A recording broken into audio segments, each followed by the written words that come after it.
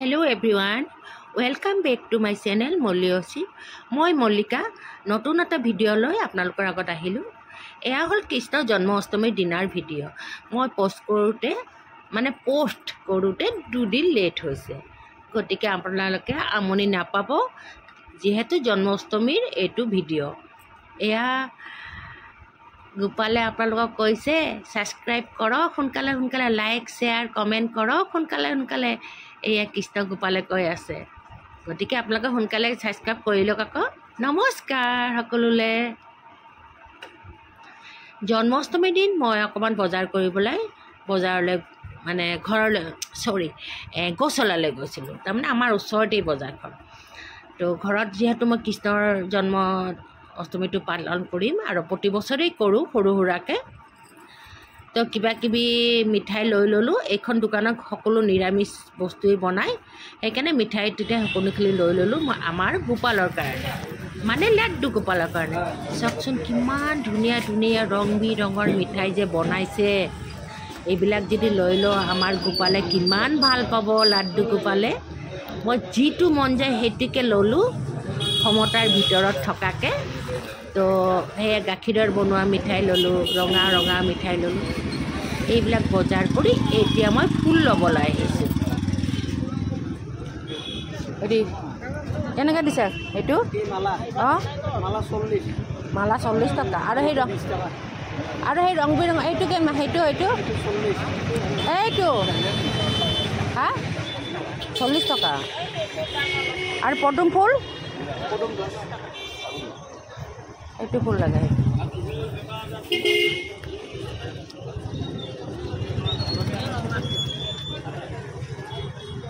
বগাটো মই কি কৈ আছোঁ? ফুলটোৰ কথা কৈ আছোঁ। নহয় এই পদুম ফুলটো এটা এটাই দিয়ক 10 টকা দিয়ক। আৰু মালা এডাল দিয়ক। এই ৰং বিৰঙৰ এডালত 40 টকা। কমাই লওক অকণমান। নাই 30 টকা লওক। তই কিমানত পাৰেনো? এতিয়াতো চকাবৰে হ'ল।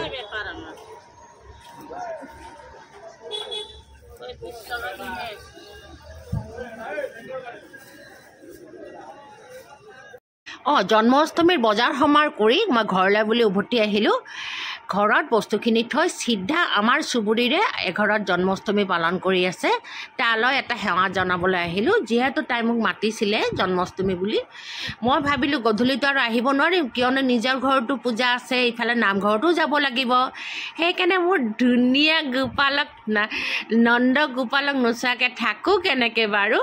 নাই, মই একদম পটাপট বস্তুখিনি বজাৰৰ পৰা অনা বস্তুখিনি নিজৰ ঘৰত থৈ এই গোপাললৈ বুলি কিবা এটা সৰু সুৰা বস্তু উপহাৰ হিচাপে লৈ আহিছিলোঁ। আহি মই গোপালক সেৱা এটা কৰি বস্তুখিনি তাইৰ হাতত উঠাই দিলোঁ। আমাৰ মানে কি বুলি ক'ম, তাইৰ নাম আমি ৰাধাই ৰাখিছোঁ বুলি ক'লেও হ'ব। ৰাধা নহয়, ৰাণী মুখাৰ্জী। তো যি নহওক তাইৰে ঘৰত এই জন্মাষ্টমী পালন কৰি আছে বন্ধুসকল। গতিকে ইমান ভাল লাগিছে, ইমান ধুনীয়াকৈ সজাইছে নহয়।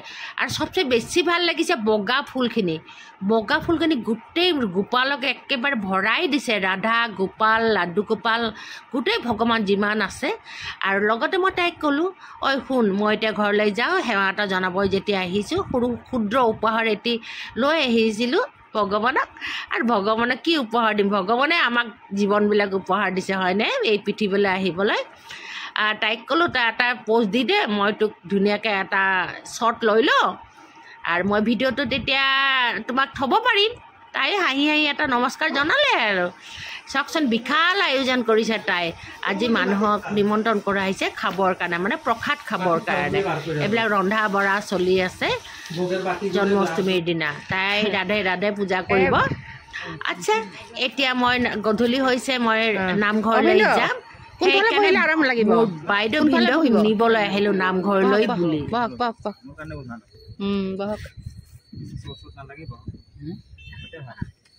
বহি লওক, আৰাম পাব।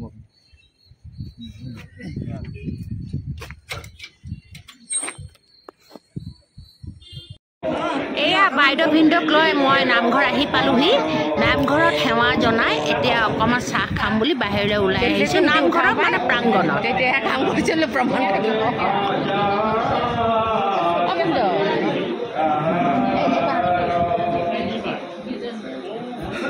আচ্ছা বহক বহক কোনো নিদিয়ে আপুনি বহক না চেয়াৰখনত বহক মই বেগকেইটা গুচাই দি আছোঁ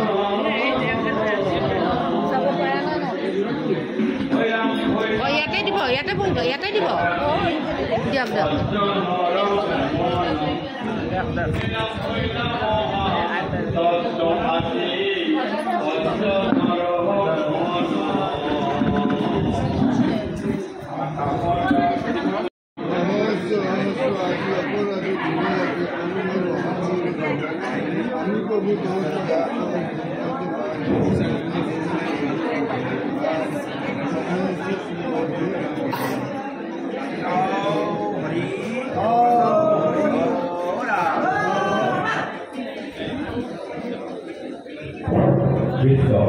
ইতিমধ্যে আমাৰ প্ৰসংগ আৰু বাৰ্তাকি সমাপ্ত হৈছে আমি আগবাঢ়ি যাম আমাৰ আজি আকৰ্ষণীয় অনুষ্ঠান দিহানাম বাপুজী আৰু তেখেতৰ দলৰ দ্বাৰা পৰিৱেশন কৰা হ'ব তেখেতসকলক অনুৰোধ জনাম নামঘৰত আহি সেৱা কৰি আমাৰ ভাগ গ্ৰহণ কৰিব লাগে সময় যথেষ্ট হৈছে 8:30 বজাতে বাপুজী আৰু তেখেতৰ দলক অনুৰোধ জনাম তেখেতসকলে নামঘৰ আন্দোলন কৰি নিজৰ